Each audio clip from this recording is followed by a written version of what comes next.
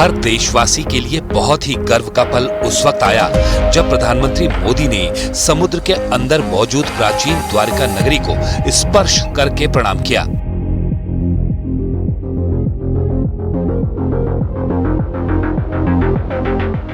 ये तस्वीरें देखिए, समुद्र के अंदर प्रधानमंत्री मोदी स्वयं मौजूद हैं और वो द्वारका के पावन समुद्र तट के पास समुद्र के अंदर समाहित द्वारका नगरी की मिट्टी को नमन कर रहे हैं।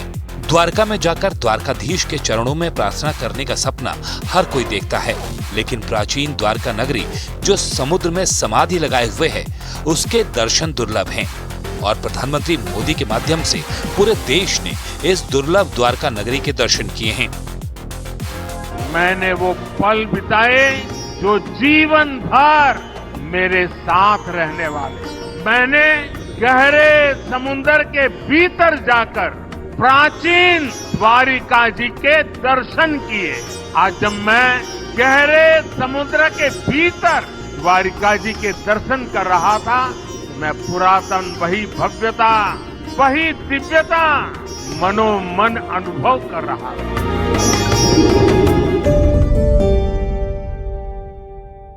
आखिर द्वारका नगरी कैसे समुद्र तट में समा गई थी, इसकी भी कहानी बहुत दिलचस्प है। श्री कृष्ण भगवान विष्णु के 8वें अवतार माने जाते हैं। मथुरा में कई वर्षों तक उनके नाना उग्रसेन ने शासन किया। कंस के ससुर जरासंध के बार बार आक्रमण के चलते उन्हें प्रजा की चिंता होने लगी और युद्ध से बचने के लिए उन्होंने पूरे नगर को समुद्र के बीच बसाकर स्थापित कर दिया था। इसे द्वारका नगरी के नाम से जाना जाता है। कहा जाता है कि श्री कृष्ण के अपने धाम जाने के बाद द्वारका नगरी भी समंदर में डूब गई और इसके अवशेष आज भी अरब सागर में समाये हुए हैं। इस द्वारका नगरी का पता बाद में कैसे लगा, इसकी कहानी भी दिलचस्प है। 1960 में आज के द्वारका शहर में एक घर को गिराने के दौरान मंदिर का शीर्ष पाया गया था। यहाँ खुदाई करने पर भगवान विष्णु के मंदिर के अवशेषों के साथ कई चीजें पाई गई। इसके बाद भारतीय पुरातत्व सर्वेक्षण ने यहाँ शोध किया और फिर 1989 में समंदर के अंदर खोजबीन के दौरान कई ऐसी संरचनाएं मिली जिनसे पता चला कि वहाँ एक नगर डूबा हुआ है।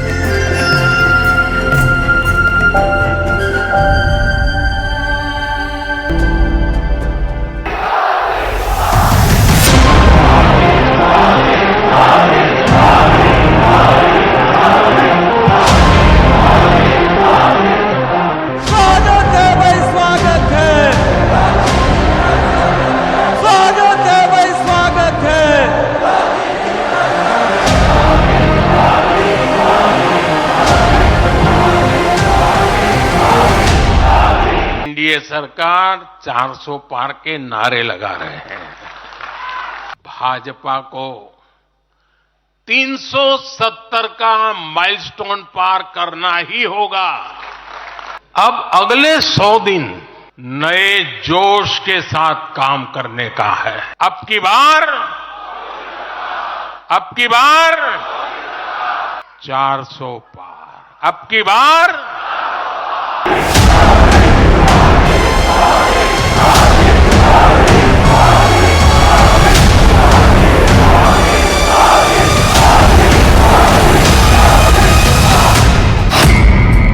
भक्ति पथ से विजय पथ पर बढ़ चले मोदी।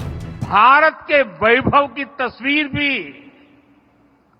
मेरी आंखों में घूम रही है।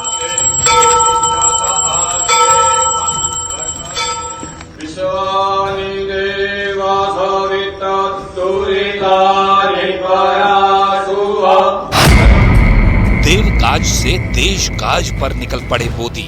सुदर्शन सेतु का निर्माण यह भी भगवान श्री कृष्ण ने मेरे ही भाग्य में लिखा था। अरिष्टाने में स्वस्ति नो बृहस्पतिर्दधातु। 24 में नया कीर्तिमान, मोदी का ज्ञान अभियान। समुद्र द्वारका के उस दर्शन से विकसित भारत के संकल्प को और मजबूत करके आया हूं।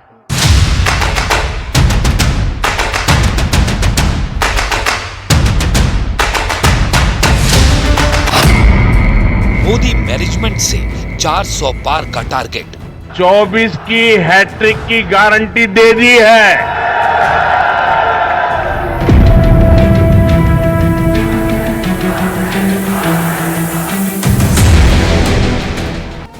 कर्मयोगी मोदी का हर अंदाज निराला है। संकल्प की सिद्धि ही उनकी पहचान है।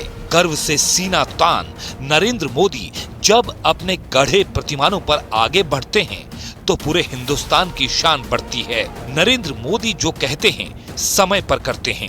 यूं ही नहीं, उनके सौभाग्य में तमाम उपलब्धियों की भरमार है।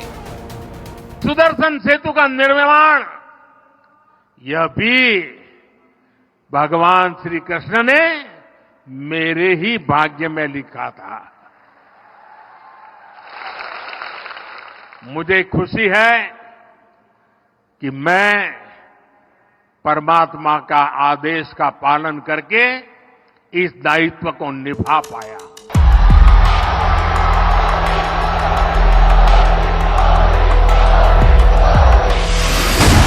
नरेंद्र मोदी ने 2024 के रण के लिए पूरी ताकत झोंक दी है। दिन रात वो एक्शन में दिखते हैं। उनका एक कदम दिल्ली में है तो दूसरा देश के अलग अलग राज्यों में। नॉन स्टॉप मिशन में जुटे मोदी ने अपनी पार्टी के एक एक कार्यकर्ता का रोल भी तय कर दिया है। लीडर हो, मंत्री हो, राज्य के प्रभारी हो या फिर बूथ लेवल का कार्यकर्ता, नरेंद्र मोदी ने सबके टास्क और टाइमिंग भी फिक्स कर दी है। 2024 के लिए मोदी मैनेजमेंट पर मैराथन मंथन भी हो चुका है। इस पर अमल भी शुरू हो चुका है। बीजेपी मुख्यालय में लोकसभा चुनाव प्रभारी और सह प्रभारियों की एक बैठक हुई, जिसमें 100 दिन की कार्य योजना को लेकर मंथन हुआ। प्रभारियों और सह प्रभारियों को सरकार की नीतियों को जनता के बीच ले जाने का निर्देश दिया गया, जिसमें गांव चलो अभियान को और तेज करने को कहा गया। प्रचार के बीच युवा मतदाताओं तक पहुंचने के निर्देश हैं। राम मंदिर मुद्दे को युवाओं के बीच में रखने का मिशन दिया गया। खासकर पुरानी सरकारों के राम मंदिर निर्माण में अड़चन डालने को उजागर करने को कहा गया। आर्टिकल 370 से लेकर तमाम सरकार की नीतियों को युवाओं के बीच रखने की जिम्मेदारी दी गई।